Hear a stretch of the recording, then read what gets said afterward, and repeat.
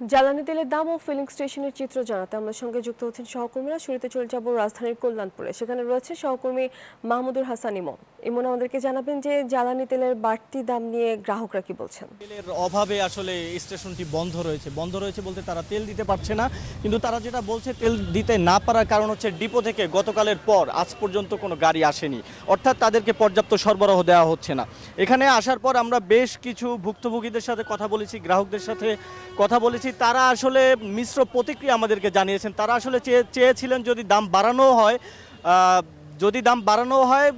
কিন্তু দাম বাড়ানো হলেও যাতে তাদের এই সিরিয়াল দিয়ে লাইনে থাকতে না হয় বা তাদের এই ভোগান্তিটা যাতে শেষ হয়, এটি তারা চেয়েছিলেন। কিন্তু দাম বাড়ানোর পরেও আমরা রাজধানীর বিভিন্ন এলাকা ঘুরে যে চিত্র দেখতে পাচ্ছি, আসলে যাত্রীদের ভোগান্তি কমেনি। যাত্রীরা আসলে সেই গতকাল থেকে কেউ ভোরের সূর্য ওঠার আগ থেকেই আসলে সিরিয়ালে দাঁড়িয়েছেন এবং সিরিয়ালে দাঁড়িয়েও তারা তেল পাচ্ছেন না।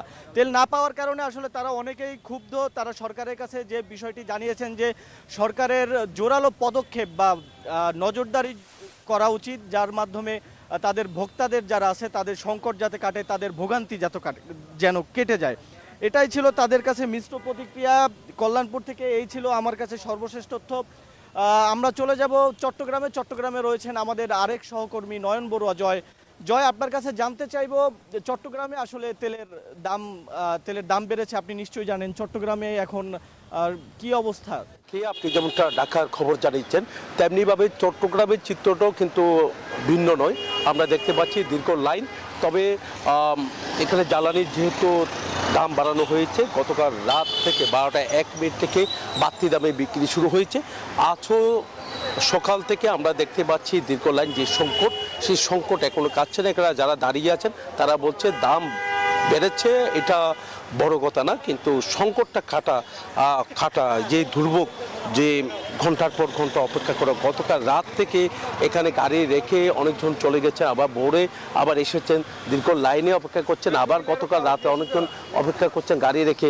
তাদের যে একটা প্রতিদিনের যে একটা চিত্র কিন্তু আমরা দেখতে পাচ্ছি 1 থেকে 1.5 মাস 2 মাস ধরে, সেই চিত্রটা কিন্তু আজও তার কোনো ব্যতিক্রম আমরা দেখতে পাচ্ছি না। তেল বিক্রি শুরু হয়েছে কোনো পাম্পে, তবে তেল বিক্রি বাড়তি দামে বিক্রি করা হচ্ছে। তবে এখানে যে দীর্ঘ লাইন, মানুষের এখানে যারা তেলের জন্য অপেক্ষা, তেলের জন্য যে একটা হাহাকার চিত্রটা কিন্তু এখানে দেখা যাচ্ছে। তো এখানে যারা আছেন তারা বলছেন, অপেক্ষা করছেন যেন দ্রুত সময়ের মধ্যে অন্তত তেলগুলো যেন পাই। যে এখানে অনেক দীর্ঘ লাইনে অপেক্ষা করেও অনেকজন, গতকাল আমরা দেখেছি একেবারে এই পাম্পের সামনে যাওয়ার পরে তেল বিক্রি শেষ হয়ে গেছে। আবার কোনো পাম্পে যেহেতু তেলের দাম গতকাল রাত বলতেছে মধ্যরাত থেকে বাড়ার কথা, খবর শোনার পর থেকেও কিন্তু তেল বিক্রি বন্ধ করে দিয়েছেন। তো এখানে যে দুর্ভোগ, সেই দুর্ভোগ কিন্তু এখনও আছে। তাদের যে দাবি, তারা বলছেন দ্রুত সময়ের মধ্যে এই সংকটটা যেন কাটুক। এই ছিল আমার এখানকার সর্বশেষ। ফিরে যাচ্ছে আমার সহকর্মী, অপেক্ষা করছেন খুলনাতে মাকসুদের কাছে।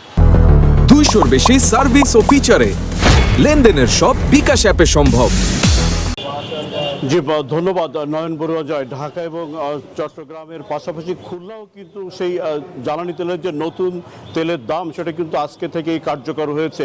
তবে চিরাচরিত যে ভোগান্তি, সেটা কিন্তু রয়ে গেছে। এখনও কিন্তু পেট্রোল পাম্পগুলোর বাইরে অপেক্ষমান যানবাহন চালকদের দীর্ঘ সারি দেখেছি। আমরা যদি এই পেট্রোল পাম্পটির চিত্রটা একটু দেখাতে চাই, এটি হচ্ছে খুলনার প্রবেশ পথে, এটি হচ্ছে মেট্রোপলিটন ফিলিং স্টেশন।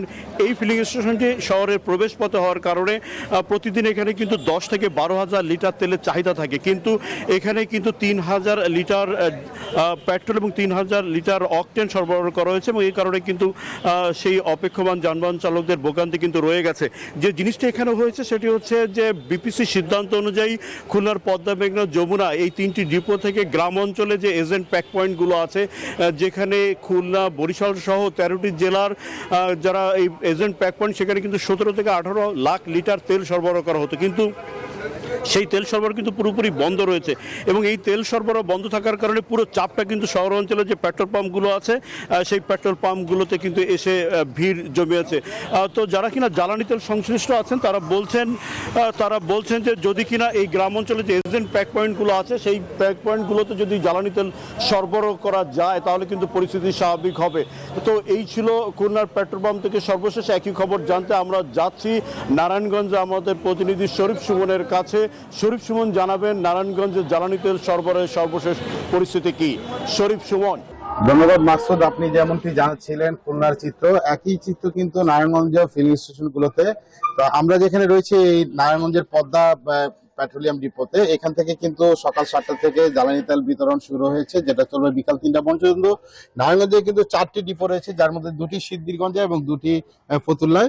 তবে আপনাদেরকে দেখাতে চাই এই জ্বালানি তেলের মূল্য বৃদ্ধির পরে আজকের চিত্র কিন্তু সম্পূর্ণই ব্যতিক্রম। বিশেষ করে এখানে কিন্তু অন্যান্য দিনে যেরকম সকাল থেকে একটি ট্যাংলোরির লম্বা লাইন দেখা যায়, আজকে কিন্তু সেই ডিপোর ব্যস্ততা কিন্তু অনেকটা কম। আমরা কথা বলার চেষ্টা করেছিলাম বিভিন্ন ফিলিং স্টেশন এবং শিল্প কারখানার প্রতিনিধির সাথে।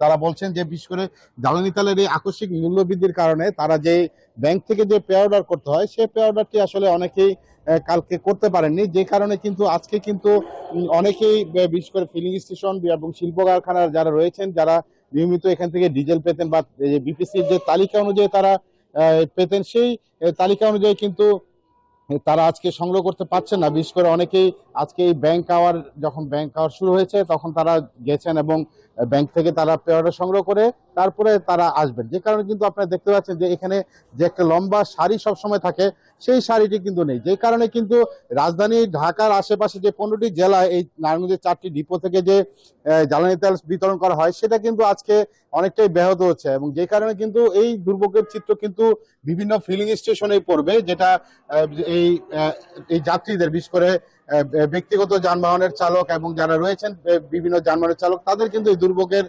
চিত্র রয়ে যাবে। তো নারায়ণগঞ্জের পদ্মা ডিপো থেকে আমার কাছে ছিল এই সর্বশেষ, ফিরে যাচ্ছি স্টুডিওতে আমার কাছে। সুমন, ধন্যবাদ আপনাকে।